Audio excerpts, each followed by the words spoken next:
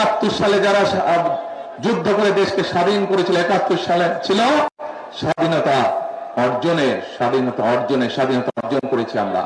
ঠিক কিভাবে বিগত 15 বছর বাংলাদেশের মানুষের উপর অত্যাচার নির্যাতন হয়েছে, 2024 সালের 5ই আগস্ট এই দেশের মানুষ, ছাত্র জনতা, শ্রমিক, নারী, পুরুষ নির্বিশেষে সকল শ্রেণী পেশার মানুষ মিলে তুমুল আন্দোলনের মাধ্যমে সেই স্বৈরাচারকে বিদায় করেছে।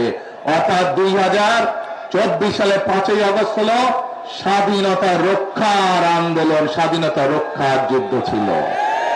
এখন প্রিয় ভাই বোনেরা, আমরা স্বাধীনতাকে রক্ষা করেছি, এখন এই স্বাধীনতাকে সুদৃঢ় ভিত্তির উপরে প্রতিষ্ঠিত করতে হবে।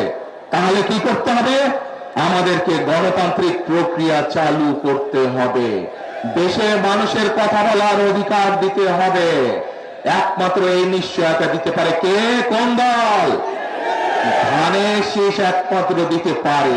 এখানে বহু মুরব্বী মানুষ উপস্থিত আছেন, মুরব্বীরা সাক্ষী।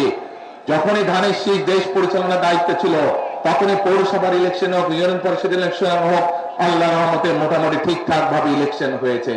তখনই যখন ধানের শীষ ক্ষমতায় ছিল, প্রত্যেক মানুষ মন খুলে কথা বলতে পেরেছে, সরকারের সমালোচনা করতে পেরেছে। যদি কোনো ভুল হয়ে থাকে সরকারকে বলতে হয়েছে।